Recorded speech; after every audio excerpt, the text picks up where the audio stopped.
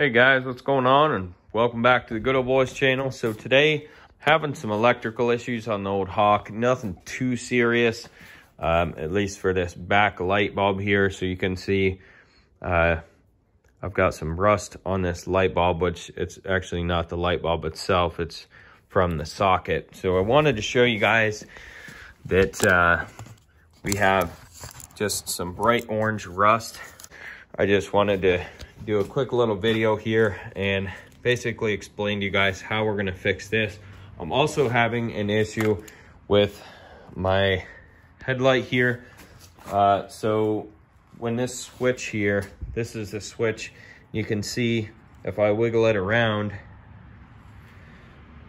I'm having some connection issues. So first we'll tackle this light back here. Again, just trying to make a quick little video for you guys. So I have some basic electronic cleaner. Basically all I'm going to do is take some electronic cleaner, spray it in here, clean this out, wipe it out.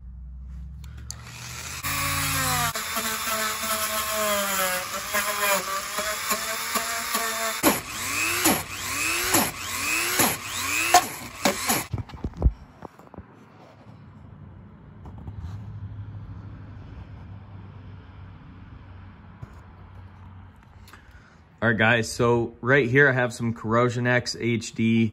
This stuff definitely works really well and prevents corrosion, so we need something like this for this situation. So now if I turn the bike on, we should have light, which it looks like we do, and then the brake light is obviously working. So that's all there was to this small little electrical issue. And I mean, now if I move this around to rotate it, it doesn't lose connection, which it was doing before. So that's all it really needed, was just a good cleaning and a little bit of corrosion preventative. So I'm sure it's going to be the same case with this thing up here. I'm going to just tear it down and show you guys what I find here. So I'm tearing into this thing here. All I've taken out so far are these two screws that just basically go in the bottom of this thing. It separates. You can pull the grip out a little bit, and then this just comes right off the handlebar like so. So I figured I'd show you guys the internals on this switch here. Really, you got a couple switches. You got the horn, the blinkers, you got the light switch, of course, high and low beams, and then the on and off switch. So sometimes it helps to see the insides of these things. Like if you've torn it apart and you're not sure where pieces go, it's nice to see the inside of this part here. So anyway, the first part I'm going to take off is this. It holds the main wire harness in, and I believe it may also hold this light switch in here as well.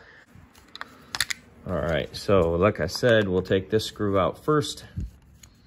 Note that the top of it has some numbering, lettering on it as well. Tear into this. So right here we have a very small, thin piece of plastic.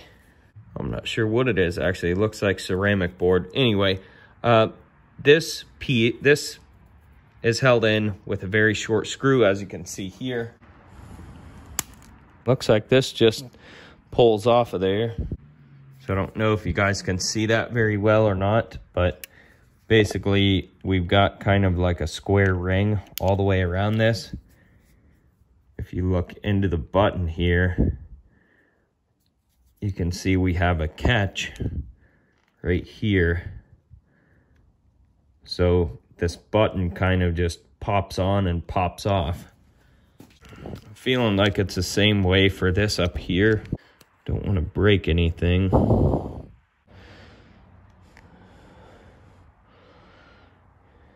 Oh,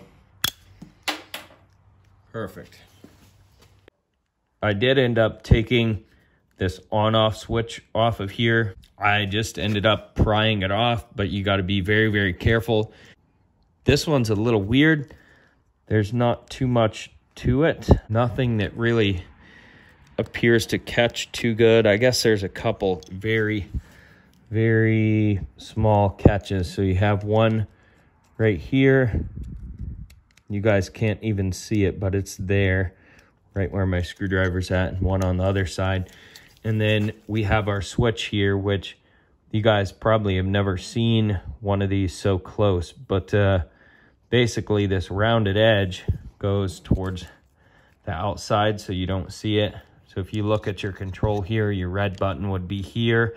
I've already taken it off, and then this is the on-off switch. It's off now. I was just afraid I was going to break it, but we're past that point. So now what we can do is push all these switches up out of here. So now we're down to our switch that has the issue. So what I'm going to do here to take it apart is it's got this little shiny piece and it just pulls straight up. So this is what we're looking at here. It's microscopic. So kind of hard to see how this goes in here, but there's a hole here and another hole up here. So very hard to see what's going on here. So again, if this is over anybody's skill level, there's no worries. I'm just kind of trying to see if I can get this to work for fun. So right here, we can see we have our contact, and the good news here is we can see they're dirty. So what we're going to be able to do is actually clean this up. So you can see the contacts are even kind of sticky, so that's our whole problem here. So this is going to be the bottom side. So this is our switch. I'm going to call this the top side with the square window. The bottom side has the terminals soldered onto it. And what we have here is it's pretty obvious. These terminals contact these terminals right here. So this basically has to go in here like this, as you guys can hopefully see. So if you look real closely at the top of this piece, you have like an arrowhead shaped mechanism there and the spring. And then the bottom side, we have the spring that you can see for the terminals and kind of this protruding part that goes down the middle. So anyway, this looks like it will probably actually be an easy fix. I am going to stretch this spring out just a little bit so it's got a little extra tension, as you can see there. And then I'm going to take this out of here. Oops.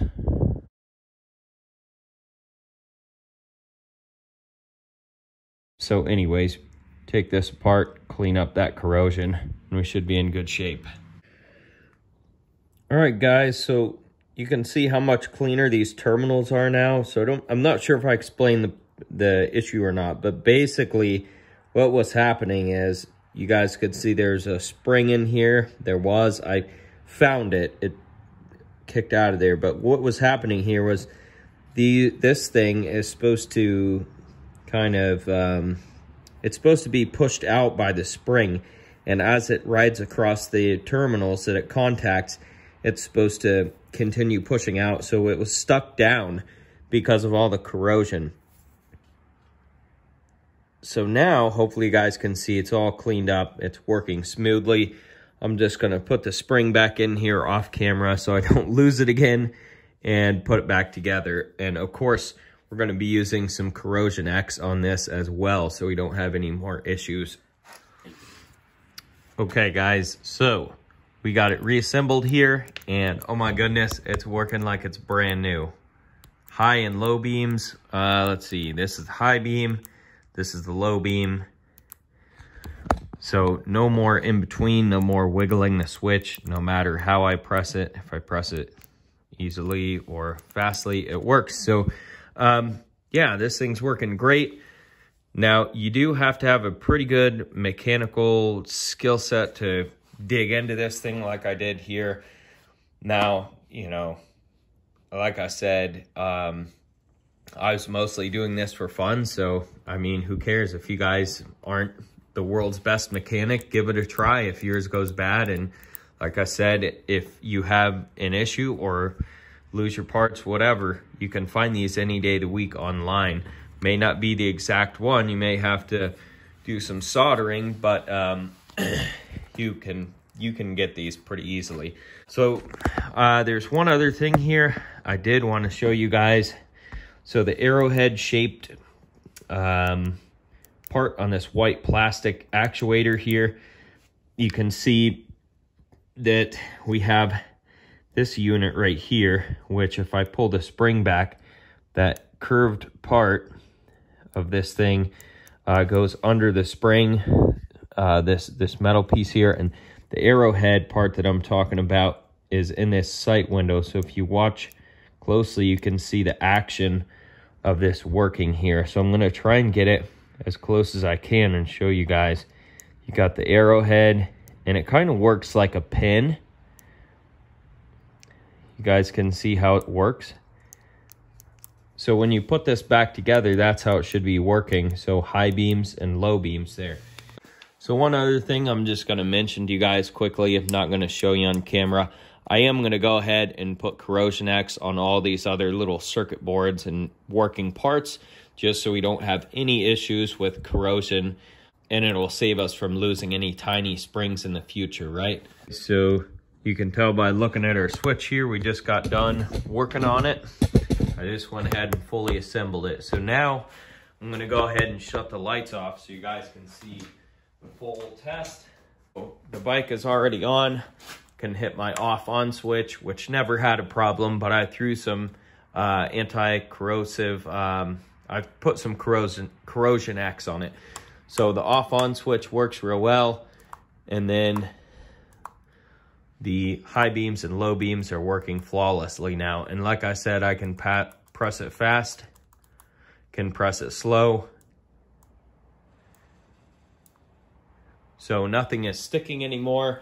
No more corrosion inside there. Everything's taken care of. And my guess, well, I didn't see any like dielectric grease or anything else inside this switch. So you guys are probably going to have the same problem if you're riding your bikes in wet conditions, salt water, or even if you're pressure washing your bikes. Like I said, I've had mud stuck in this button many times, and so I've had to hose this off or pressure wash in these buttons many times. So obviously that didn't help matters, but again, not too big of a deal.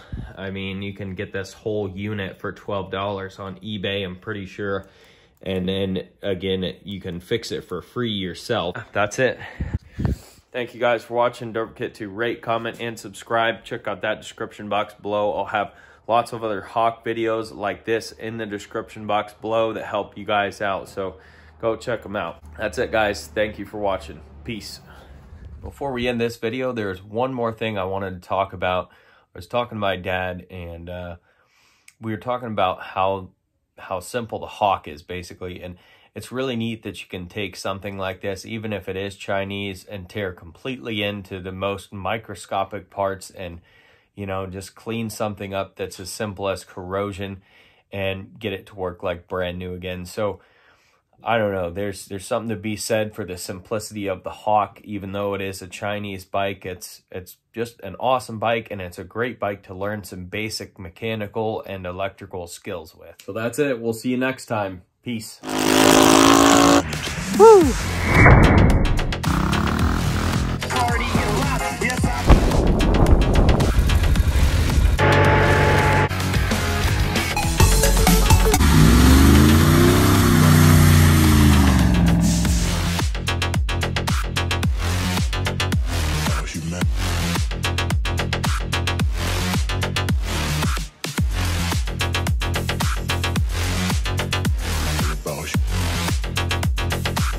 It's all about humanity.